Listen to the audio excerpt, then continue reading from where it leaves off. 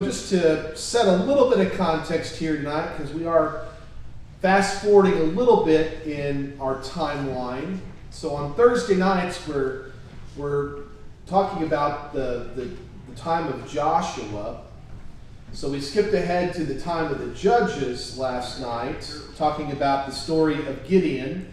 And the era of the Judges lasts roughly from Moses through Samuel. And that then takes us into the era of time in Israel history that I'm going to call the unified kingdom. It's when Israel has a king and they're all under a single king and the nation is united together, all the tribes as one. The first king, of course, is Saul, and we'll talk a little bit about him tonight. He was succeeded by David, who is the most famous king of the Old Testament. And then, of course, David was succeeded by his son Solomon. Our study tonight is going to be in the book of 1 Samuel, which was partly written by the prophet Samuel. Samuel's the last judge of that era, and he's also a prophet, and likely was responsible for writing most of the book of 1 Samuel. Although it records his death, and I assume he didn't write anything after that. So it's probably finished by someone else. The book basically begins with Samuel as a judge, but the people grow dissatisfied with this system of government, so they insist that God give them a king. And so Samuel anoints Saul the first king of Israel. Saul starts out pretty well as king, but eventually he gets sideways with God, and his descendants lose the crown as a result. God takes away the throne from the descendants of Saul. Samuel then is told by God to anoint David to be Saul's successor. Now, this happens during Saul's reign, and that causes a lot of friction between Saul and David, and also what causes friction is what we're going to be talking about tonight. David kills Goliath. He rises to fame in Israel. Saul becomes jealous. He tries to assassinate David on a number of different occasions, and eventually Saul dies in battle. He and his son Jonathan die in battle. So that's kind of a quick overview of the book of 1 Samuel. And we'll be talking about that consequential showdown between David and Goliath tonight. And that seems to be the thing that becomes the bone of contention between Saul and David. David became the great hero of the nation, and Saul was looked down upon. Now, before we get into the actual story, I just want to talk a little bit about the Philistines. Who were the Philistines? This was the nation that Israel was actually facing up against in the battle between David and Goliath. And this is a map we looked at last night, and the reason I brought this map to your attention is I just wanted to note that when Joshua died, not all of the territory that God promised to Abraham had been conquered. The green on this map represents the territory that was under the control of the various tribes of Israel. But as I noted last night, this stretch of land all along the Mediterranean Sea was part of God's promise to Abraham, but had not been conquered during the time of Joshua. And of course, down here in this corner right here is the territory known as Philistia. We've actually been hearing a lot about this territory in the last, 9 months, because this is where Gaza is located. In fact, one of the Philistine cities is Gaza. All right, so that's the territory we're talking about tonight, the Philistine territory. And the Philistines have kind of an interesting origin story. We go to the book of Zephaniah, chapter 2, verses 4 and 5, and I've given you the New English translation tonight because it gives the most clear reflection of what's being communicated. And God is prophesying against the Philistine nation, and he says this: "Indeed, Gaza will be deserted, and Ashkelon will become a heap of ruins." Gaza and Ashkelon are two of the Philistine cities. "Invaders will drive away the people of Ashdod by noon." That's a third Philistine city. "And Ekron will be overthrown." Ekron is another Philistine city. "Beware you who live by the sea, the people who came from Crete. The Lord's message is against you, Canaan, land of the Philistines. I will destroy everyone who lives there." Now, what I want you to notice is what God says about the origins of the Philistine people. They are the people who came from Crete. Now, if you're reading in another translation, you might actually see that word translated as Caphtor. That's one of the reasons why I chose the New English translation, because Caphtor is Crete. Caphtor is the Hebrew name for the island of Crete, but I think this is a lot more clear in its translation, so that's why I chose it. The Philistines are from the island of Crete, and the island of Crete had two major civilizations on it. They're called the Minoans and the Mycenaeans. These two cultures inhabited Crete for about 700 years. And it just so happens that these two cultures are the predecessors of the Greeks. The Greeks come from the Minoan and the Mycenaean cultures. Okay?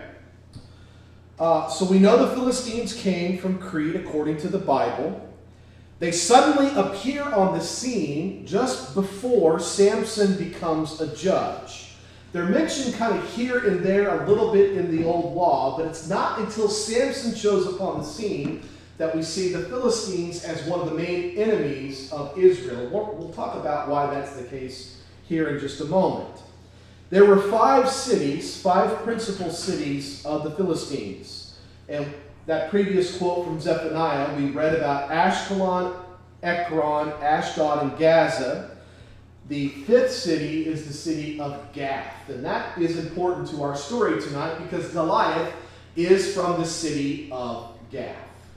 All right, so this is what we know about the Philistines from the Bible.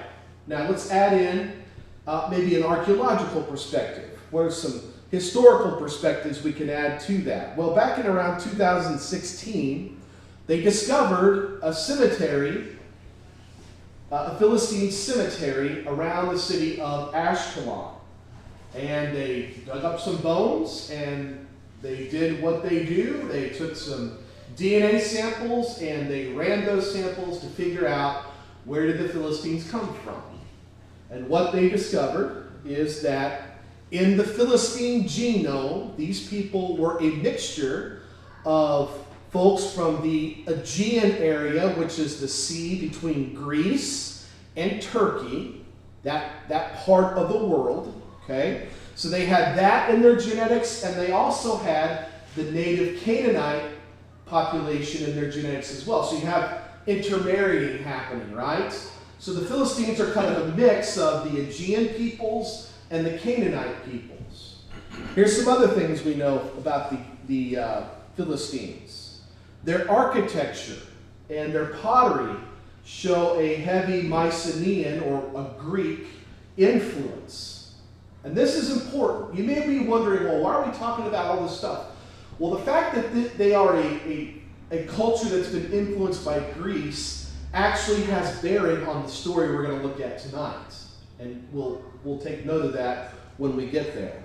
The Philistines were also technologically advanced. They were one of the few cultures who were able to work iron. This was a technology that only a few cultures had. The Hittites up in Turkey, they had it. The Egyptians were able to work iron.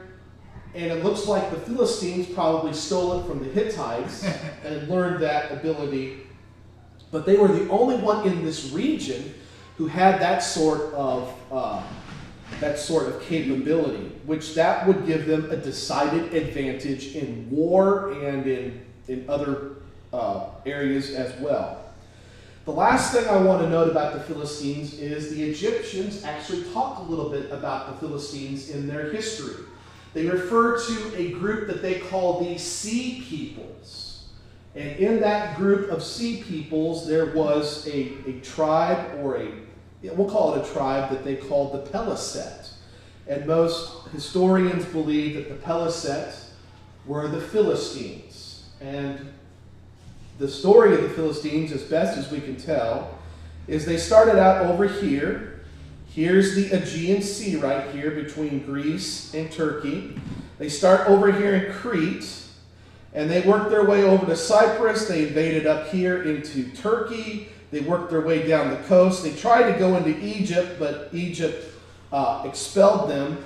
And so they end up settling right here along the coast of the Promised Land, in that area that we noted before. All this happens in the 1200s and the 1100s BCE. So remember, a couple slides ago, I noted how all of a sudden the Philistines just appeared right before the story of Samson. Well, there's a reason why.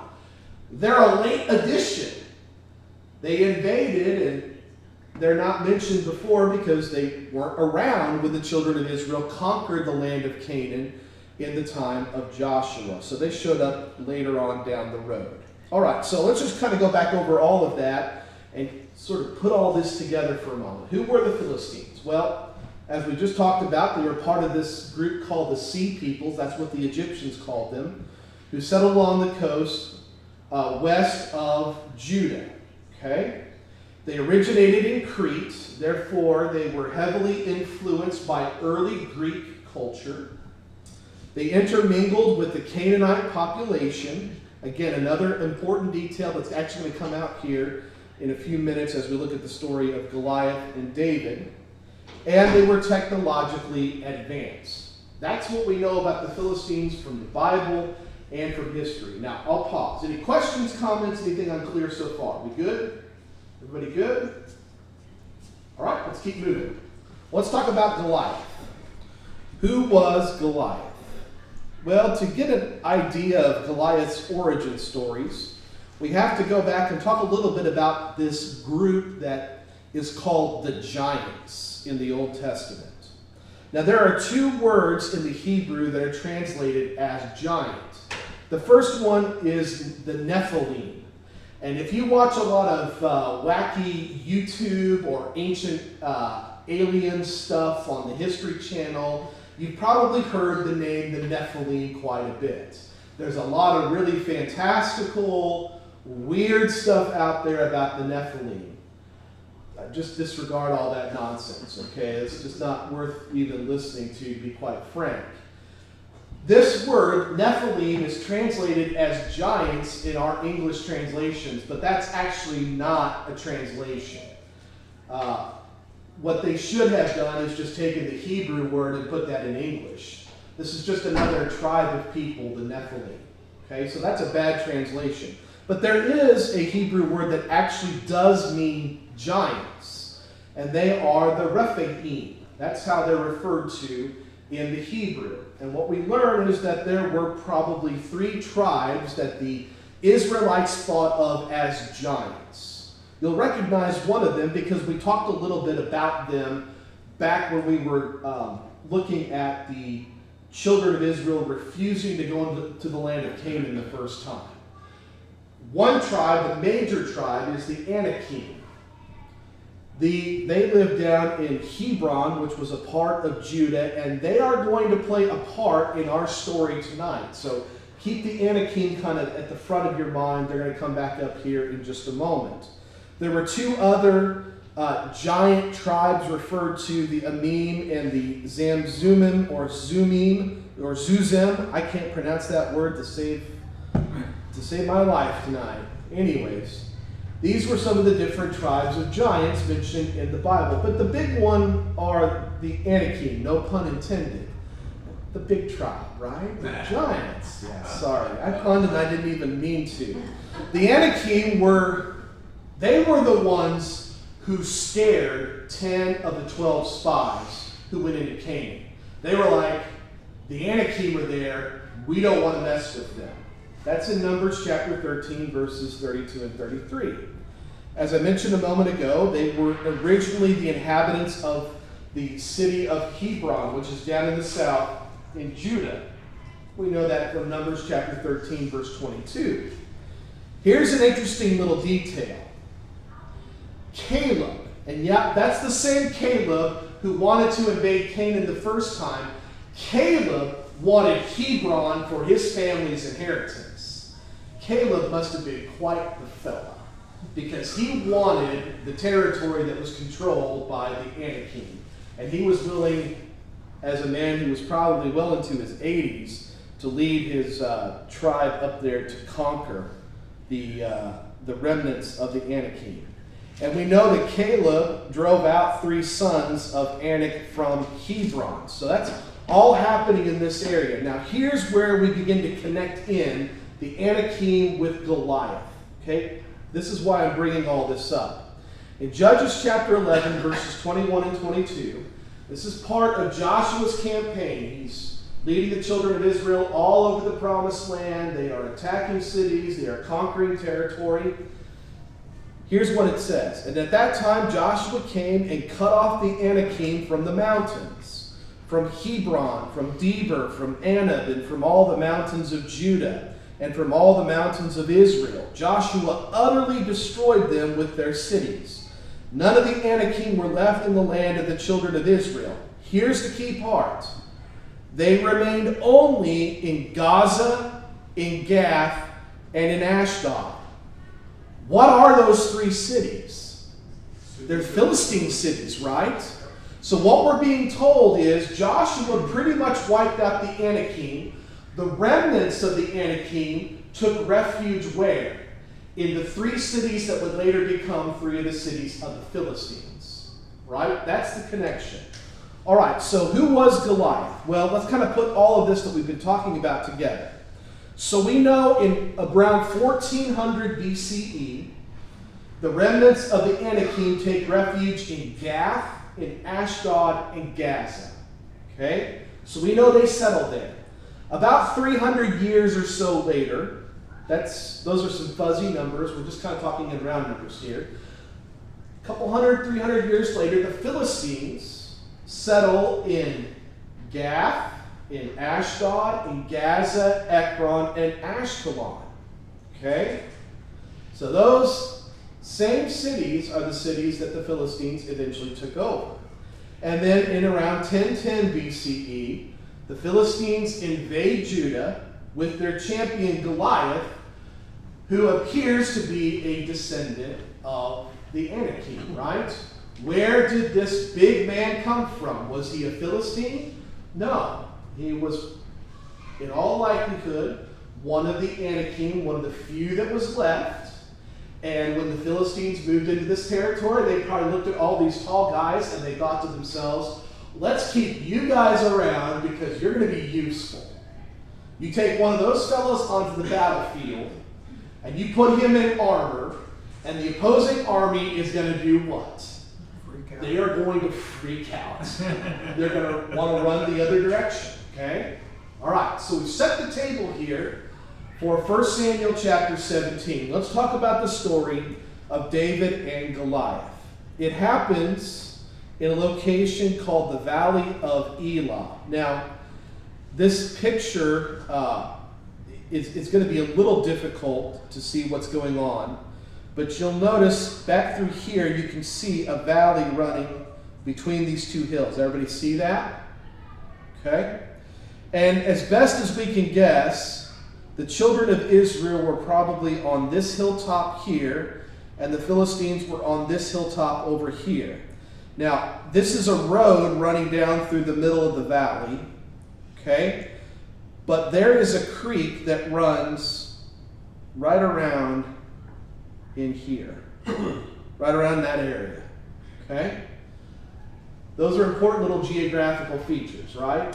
Now, these are just approximations. No one's really sure if that's exactly how it's set up, but that appears to be the case. So here's the valley. You've got the Philistines on one mountaintop. You've got the children of Israel on the other mountaintop. You've got a valley between. You've got a creek or a brook right there. And then you've got this behemoth, Goliath, the champion of the Philistines, who presents himself and challenges Israel to one-on-one combat. Let's read the passage. And a champion went out from the camp of the Philistines named Goliath from Gath, whose height was 6 cubits and a span. He had a bronze helmet on his head, and he was armed with a coat of mail, and the weight of the coat was 5,000 shekels of bronze. And he had bronze armor on his legs, and a bronze javelin between his shoulders. Now the staff of his spear was like a weaver's beam, and his iron spearhead weighed 600 shekels, and the shield bearer went before him. Okay. One of the first questions that we have to answer is, how tall is 6 cubits and a span? Well, the Hebrew Bible tells us he was 6 cubits and a span tall. And I did check this with ChatGPT today, so I'm pretty confident that this is right. But 9.61 feet is how tall 6 cubits and a span is. So just a little bit over 9.5 feet tall. But there's a little bit of disagreement as to whether or not he was 6 cubits in a span. Because the Septuagint, which is the Greek translation of the Old Testament, and the Dead Sea Scrolls in this passage, they both say that Goliath was 4 cubits and a span tall. Now, 4 cubits and a span is about 7 feet 5. Okay? Now, I have to admit that I lean a little bit more toward 4 cubits and a span, and here's the reason why. The Septuagint was translated in the 200s BC, and it was translated from Hebrew manuscripts that were much, much older than the manuscripts that we have, that we get our English translations from. The Dead Sea Scrolls are the same thing. The Dead Sea Scrolls date from around 200 BC. When you compare these side by side, it sure looks to me like 4 cubits in a span is probably the actual height of Goliath, but I'm not going to be dogmatic because I don't think our salvation depends upon it, and I don't think this is any sort of commentary on the Bible being wrong at all. We've got all this information that we can boil down and get to. But I think we can all agree 7'5" is a really tall man. I have an elder who is 6'7", and I always feel like I'm kind of like a little child standing next to him. He's just way up there. This man is at least 7'5", maybe he's 9 foot tall. And remember that the average Israelite man was about 5'6" at this time. So the average Israelite male is 2 feet, at least 2 feet shorter than Goliath. That's why they call him a giant, right? Because anyone like that would be towering over someone who's 5.5 feet tall. And then, let's dial this up a little bit more. Let's talk about his armor. And this is where some of that historical context comes into play. Did you notice that his armor is bronze? The Greeks were famous all over the ancient world for their bronze armor.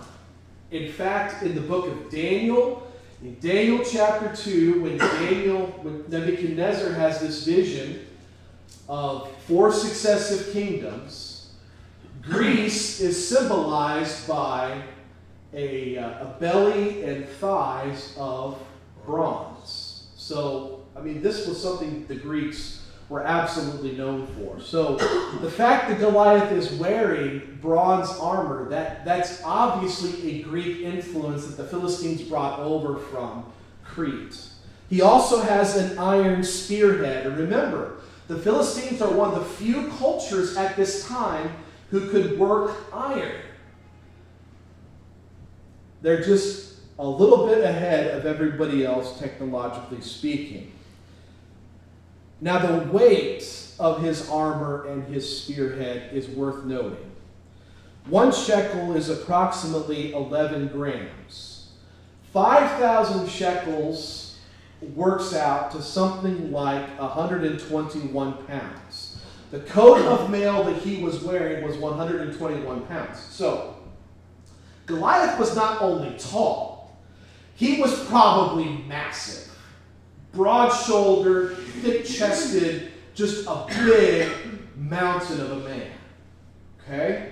You can't carry that kind of armor unless you are, built like Shaquille O'Neal, for example, if anybody remembers good old Shaq from the late 90s and the early aughts.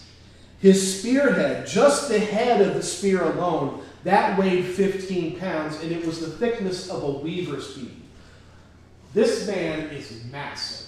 He is a huge human being. And that's why, when he steps out to challenge the children of Israel, they cower in fear. Now I'll pause here for a second. Anybody got any questions? Yeah, go ahead, Chad. Well, you threw out Shaquille. I was going to say, if you picture Andre the Giant. I just looked him up. He was 7'4". Sorry. Shaq is 7'1". I just looked it up and you said it. Shaq is 7'1". Yeah. Andre the Giant was 7'4".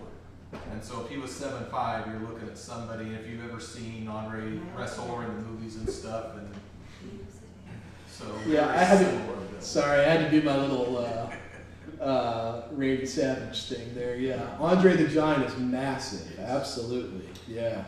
And it was said about Andre that he didn't work out. He never exercised. He was just because he was so big, he was stronger than anybody else. Just naturally strong. Exactly right. Yeah. Yeah, because a guy like this, he doesn't have to necessarily win by skill or any kind of acquired strength. He's basically just going to be a bulldozer in a fight. His strategy is going to be to beat his opponent down as quickly as possible and just overwhelm him. That's the whole idea. Yeah. All right. So he steps out and he challenges the children of Israel to single combat. Why have you come out to line up for battle? He asks. Am I not a Philistine and you the servants of Saul? Choose a man for yourselves and let him come down to me. If he is able to fight with me and kill me, then we will be your servants. But if I prevail against him and kill him, then you shall be our servants and serve us. And the Philistines said, I defy the armies of Israel this day. Give me a man that we may fight together. When Saul and all Israel heard these words of the Philistine, they were dismayed and greatly afraid. And I can understand why. So what Goliath is inviting Israel to do is to send out their champion. And this was a custom in the ancient world. This was what we now call a battle of champions. And the idea is you pick the two strongest soldiers, one from each side, choose two soldiers from the opposing armies, and rather than the two armies fighting, let the two soldiers fight, and whoever wins, that's the victorious army. It was considered to be a battle of the two opposing gods. Remember, the god of the Philistines was Dagon, the god of the Israelites was Jehovah. So this was Goliath's way of fighting on behalf of his god against this foreign god as well. Now there's a practical reason also why they wanted to do things this way. This minimized casualties, right? Yep. We live in a time where there's just a lot more people in the world than there used to be. Let's just be quite frank. And, generals were a lot less quick to throw their soldiers into a battle if there was a way that they could get around it. I would like to think we could get back to that point at some time in the future. I think we've made some progress along those lines, but this was the objective, though. It was to minimize casualties because people were precious. And this sort of thing was pretty typical in the ancient world. There's a famous battle of champions in Homer's The Iliad between Hector and Achilles. So that's just something that was pretty typical of warfare at this time. This is when we're introduced to David. David, of course, is the youngest son of Jesse. He's been anointed as Saul's successor in the previous chapter. His 3 older brothers have gone to war. Remember, there's a minimum age to serve in the Israeli military. You had to be 20 years old. David was still a young man. His 3 older brothers were old enough. They went off to war with Saul. David was sent along with some provisions. They've been at this for several weeks. We're told that Goliath presented himself 40 days in a row with this challenge. So the army's been encamped for several weeks. David's been sent by his father with provisions for his brothers. And David actually gets to witness one of these moments when Goliath steps out to challenge Israel. David wants to know, well, who's going to step out there and face this guy? He sees this as a real affront, and we'll talk about that here in just a moment. Well, what David says gets back to Saul, and Saul calls David in and wants to know what David is thinking. And David says this to Saul, "Let no man's heart fail because of him. Your servant will go and fight with this Philistine." And Saul said to David, "You are not able to go against this Philistine to fight with him, for you are a youth, and he is a man of war from his youth." But David said to Saul, "Your servant used to keep his father's sheep, and when a lion or a bear came and took the lamb out of the flock, I went after it and struck it and delivered the lamb from its mouth. And when it arose against me, I caught it by its beard and struck and killed it. Your servant has killed both lion and bear. And this uncircumcised Philistine will be like one of them, seeing he has defied the armies of the living God." Moreover, David said, "The Lord who delivered me from the paw of the lion and from the paw of the bear, he will deliver me from the hand of this Philistine." And Saul said to David, "Go, and the Lord be with you." All right, so David volunteers. David says, "I'll go fight this guy." Saul says, "You're too young." This fella over here, he's fought in battles since he was a young man. You've not fought in a single battle yet. And David's response is, "Look, God's going to be with me. I know God's going to be with me because I've had all of these experiences where I've faced down these wild animals. I've had to go rescue lambs from my father's flock from their teeth. I've been able to take care of business. God's been with me in the past. He'll be with me now." And this is just another one of those examples of people using past experiences of God's faithfulness to encourage their faith. Looking back on how God has been faithful in the past and using that as reason to be faithful in this moment. Saul blesses him and gives David his armor. This is one of the funnier parts of the story, right? You read the narrative, and it's kind of funny. Remember, Saul was a tall man. Saul was head and shoulders taller than all the rest of the nation of Israel. So here you've got this young man who was probably on the shorter side as far as stature goes, and he tries to put on the armor of his king, and he's not used to the armor. The armor's probably too big for him. And he just, quite frankly, was not a soldier. So David decides he's just going to stick with what he's familiar with, right? He faced down the lion and the bear without armor. He's going to do the same thing with this brute of a man, Goliath. So he goes down to that creek, that brook that we talked about, that ran through the valley of Elah. He finds 5 smooth stones and walks out to face the giant. And Goliath mocks him and insults him. And David's response is one of my favorite passages in all of Scripture. And every time I read this, I get goosebumps. David said to the Philistine, "You come to me with a sword, with a spear, and with a javelin. But I come to you in the name of the Lord of hosts, the God of the armies of Israel, whom you have defied. This day the Lord will deliver you into my hand, and I will strike you and take your head from you. And this day I will give the carcasses of the camp of the Philistines to the birds of the air and the wild beasts of the earth, that all the earth may know that there is a God in Israel. Then all this assembly shall know that the Lord does not save with sword and spear, for the battle is the Lord's, and he will give you into our hands. Whew. Every time. Still get chills. That response is just amazing. And just so you know, this was something that was typical in battle. These champions would often exchange insults before they would actually start fighting. So what David does here is not just for for the appearances of how the narrative will be written down later on for posterity. No, this actually happened, and this was customary for there to be some sort of exchange between the two champions. What's interesting is David 4 different times says Goliath has defied Israel. He has defied the armies of the living God. And when he says that, what he's telling Goliath is he is opposing Jehovah himself. You are opposing my God. Yeah. He thinks he's mocking the armies of Israel, but in reality, he's defying the one true and living God. And that has David worked up. That has David motivated. He wants to defend the name of the Lord.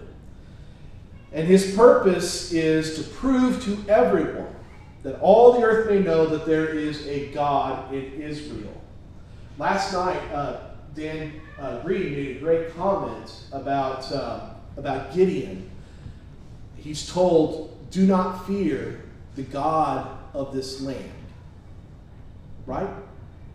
And we talked about how it was believed by the pagans that the territory itself belonged to these gods. That's why I brought up the example of Naaman wanting to take dirt back from Israel, so that when he went back to Syria, he could pray to Jehovah standing on dirt from Israel. This was very much a pagan understanding. And that's part of what's playing into David's presentation to Goliath. He wants to prove that Jehovah is the greater God, which was one of the purposes of these battles of champions. But as he says to Goliath, it's not his battle to win. The battle belongs to the Lord. And so the narrative continues. The Philistine arose and came and drew near to meet David. That David hurried and ran toward the army to meet the Philistine. You kind of get the idea that Goliath was probably sort of lumbering along, heading into this. He's this big behemoth of a man, and here's David just sort of darting toward combat, right? He's not weighted down by any armor. He doesn't have any sort of heavy weapons in his hand. He just grabs this stone, puts it in his sling. He's probably done this hundreds, if not thousands of times. Who knows how much he's done this in his lifetime. And he strikes the Philistine in his forehead, so the stone sank into his forehead, and he fell on his face to the earth. So David prevailed over the Philistine with a sling and a stone, and struck the Philistine and killed him. But there was no sword in the hand of David. Therefore David ran and stood over the Philistine, took his sword and drew it out of its sheath, and killed him, and cut off his head with it. And when the Philistines saw that their champion was dead, they fled. One of the beautiful little poetic elements of this is, here's Goliath. He is armored in all of this. He has all this armor, all these weapons that are of human imagination and human engineering. But what is it that takes him down? A stone. A stone that's been created by who? And by the processes that who created. Right? That's one of the beautiful little messages here. It's just a simple stone that takes this man down. It's why David says later on in Psalm chapter 20, skip that. There we go. Psalm 20, verse 7. Some trust in chariots and some in horses, but we will remember the name of the Lord our God. I don't know when he wrote that psalm, but I have to think he was probably remembering battles like his battle with Goliath. How many times had David been in a battle against all the odds, walked away victorious, and knew that God had been with him? Or as is said by Isaiah in chapter 31, verse 1, woe to those who go down to Egypt for help and rely on horses, who trust in chariots because they are many, and in horsemen because they are very strong, but who do not look to the Holy One of Israel nor seek the Lord. In Isaiah's day, there was a temptation for Israel to form alliances with Egypt in order to protect them from other regional powers. And God is saying through Isaiah, don't trust in Egypt. Don't trust in horses and chariots. Trust in me. Trust in my name. That's how David won his battle, and that's how Israel would win her battles. We're out of time. I think, yep, we're out of time. Dean, I won't give you the last word, but I'll give you one of the last words. Go ahead. And you read verse 51, when the Philistines saw that their hero was dead, they turned and ran. Yes. Goliath said in verse 9, he says, you know, if you kill me, we will become your subjects. Yeah. They don't keep their word, apparently. Yeah, well. I guess he didn't mean it, did he? Yeah. Yeah.